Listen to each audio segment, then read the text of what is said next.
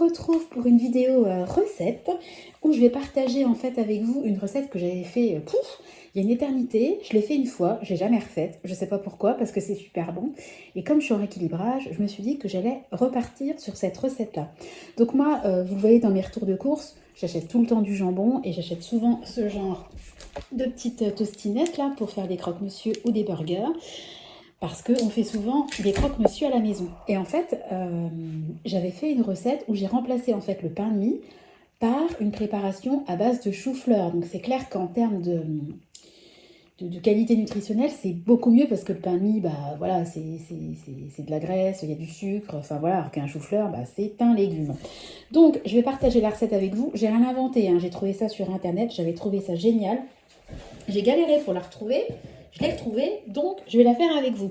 Donc au niveau des ingrédients, alors là, mon chou-fleur, il fume encore, il faut que je vide un petit peu l'eau, donc il est cuit, il est même archi cuit, hein. Voilà, j'ai fait un peu trop cuire, mais c'est pas bien grave. Ensuite, il vous faudra, ça c'est du grana padano, du parmesan, enfin le fromage que vous souhaitez râper, c'est mieux. Des petites tostinettes que je viens de vous montrer. Donc, bah, si vous aimez le fromage, hein, si vous n'aimez pas, vous n'en mettez pas. Enfin, chacun fait comme il le souhaite, hein, en l'occurrence. Du jambon. En l'occurrence, c'est du jambon de porc, ça peut être du jambon d'Inde, du bacon aussi. Ça peut être super bon avec du bacon et encore plus light. Un petit peu de maïzena. Voilà. Et puis au fond, j'ai sorti, parce que vous en aurez besoin, du papier cuisson. Voilà, donc ça va être très très simple. Donc je vais commencer déjà par réduire en purée mon chou-fleur. Donc je vais vous passer en accéléré parce qu'il n'y a rien de très sympa à me voir réduire en purée mon chou-fleur. A tout de suite.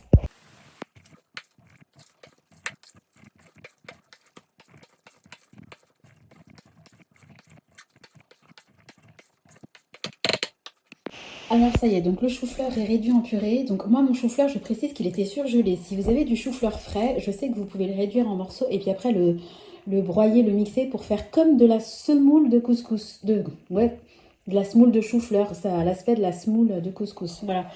Alors, j'ai oublié de préciser, j'ai pris à peu près 500 g de chou-fleur. Alors moi, je ne pèse pas, hein, tout est à la louche. Et j'ai oublié quand même aussi de préciser qu'il va falloir un œuf parce qu'il faut quand même un liant pour que la préparation reste compacte. Voilà. Donc, j'ai réduit mon chou-fleur en purée. Ce que je vais faire, c'est que je vais mettre... Alors, vous mettez vraiment la quantité que vous voulez. Alors moi, comme je surveille... Hop là, comme je surveille mon poids, d'ailleurs je suis contente, je suis à plus de 3 kg depuis le début d'année. Je vais mettre une cuillère à soupe, à peu près. Voilà. Honnêtement, c'est pas... Je veux dire, je vais en faire beaucoup. Ouais, 2 cuillères à soupe. C'est pas ça qui va faire changer grand chose, hein. Voilà, et puis je vais mettre un petit peu de maïzena. Alors c'est pareil, hein, je le fais vraiment à la louche. En l'occurrence à la cuillère. Vous savez quoi, même pas, je vais le faire comme ça, hop.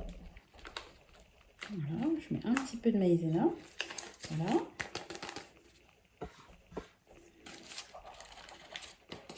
J'ai dû mettre quoi? J'ai dû mettre 20 grammes, enfin, c'est vraiment histoire de, hein. Voilà. Et puis ensuite, je vais mettre un œuf.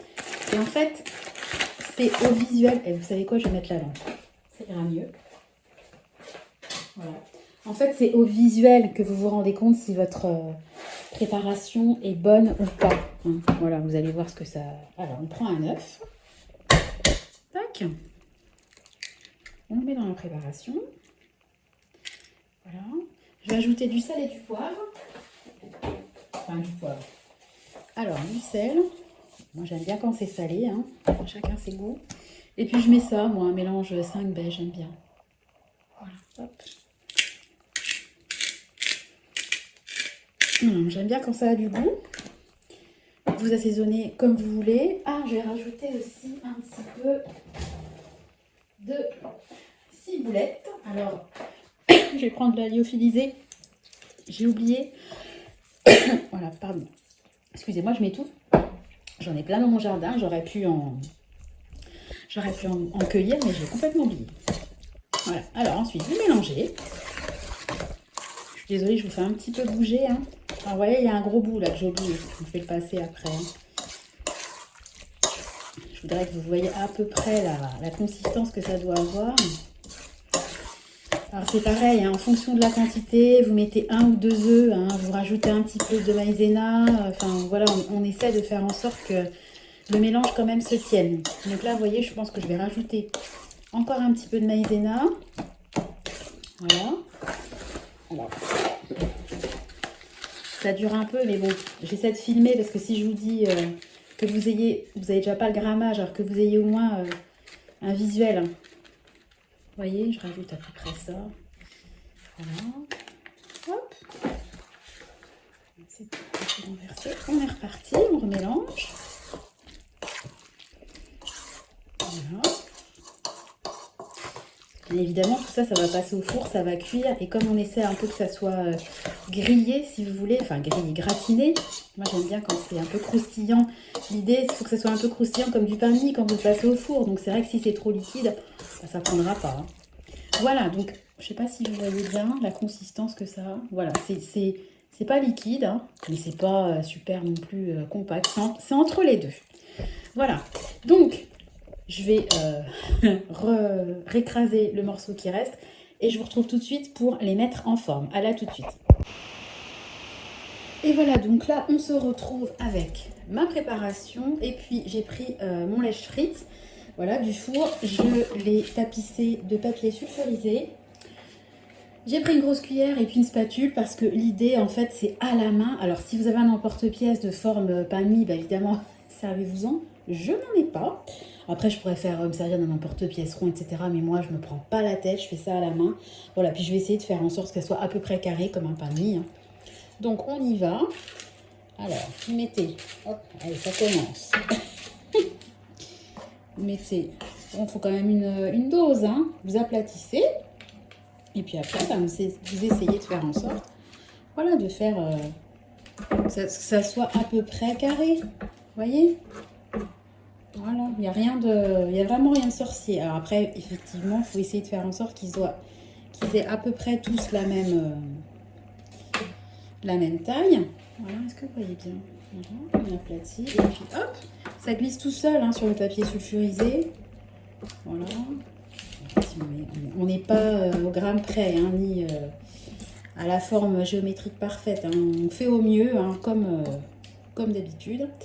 Alors l'idée, par contre, effectivement, c'est d'arriver quand même à nombre pair, parce que pour faire un croque-monsieur, on a besoin de pain de mie dans l'idée. Je ne sais pas comment je peux appeler ça, de pain de chou-fleur. Voilà. Hop. Allez, je vais vous passer en accéléré. À tout de suite.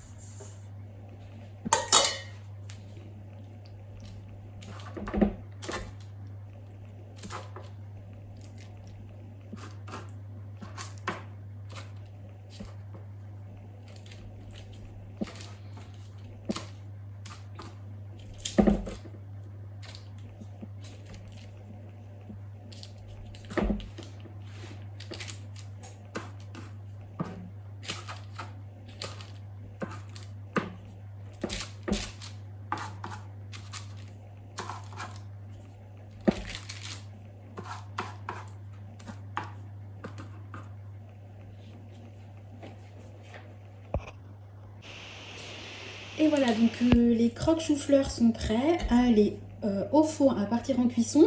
Donc j'en ai fait deux, un tout petit peu plus petit, ça sera pour Nathan. Voilà, donc il y en a un pour Marie, un pour moi, un pour Tristan. un pour Nathan, puisque Clément est chez ses grands-parents pour quelques jours. Voilà, donc j'ai préchauffé mon four à 180 degrés.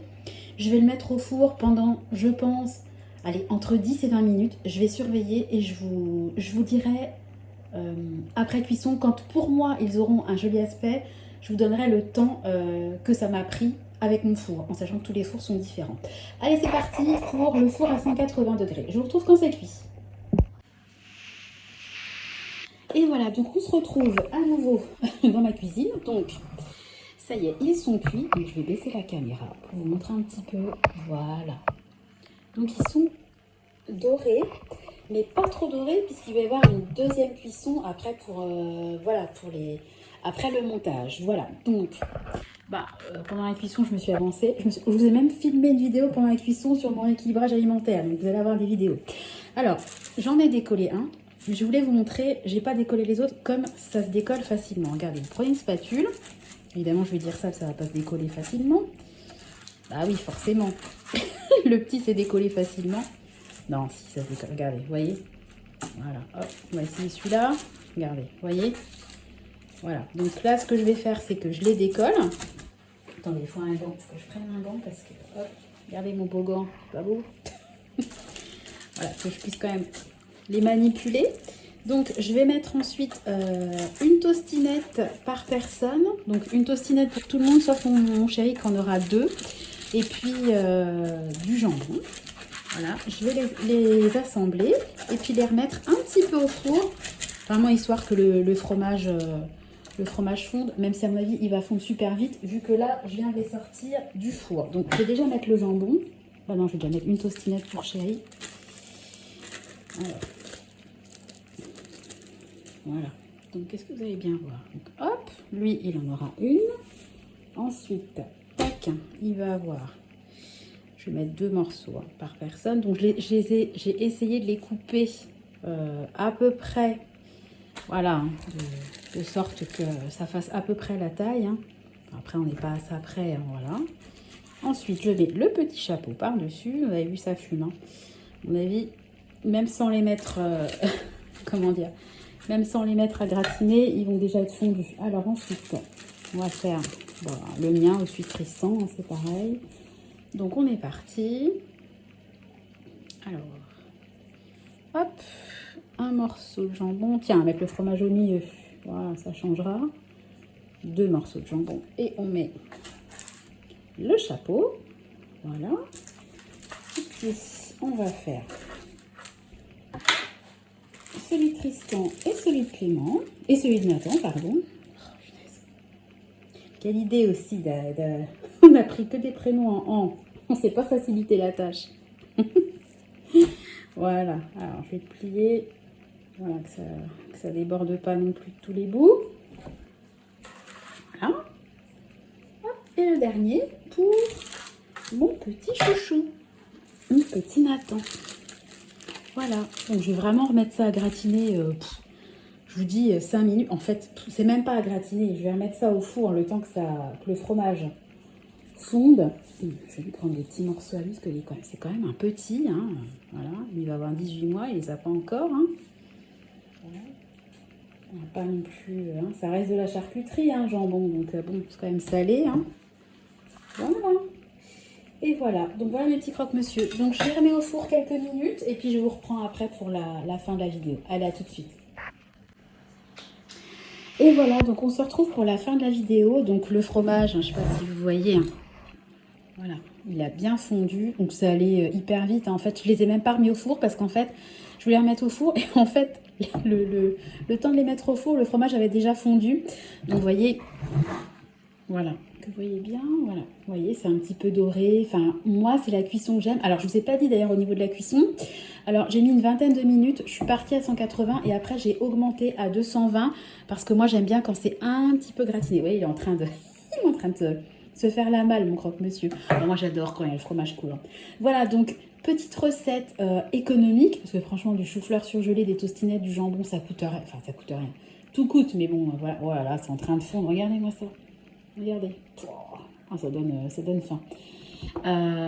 Et puis surtout, on peut se faire vraiment plaisir même en rééquilibrage. C'est ça que je voulais vous montrer. Voilà, donc écoutez, moi j'adore. Alors bien sûr, hein, c'est pas un pain de mie, ça sera pas aussi croustillant qu'un pain de mie, mais je vous assure, c'est hyper bon. Ça vaut vraiment le coup d'être testé. Enfin, en tout cas, moi, j'apprécie beaucoup cette recette. Voilà, écoutez, j'espère que la vidéo aura été assez claire pour vous.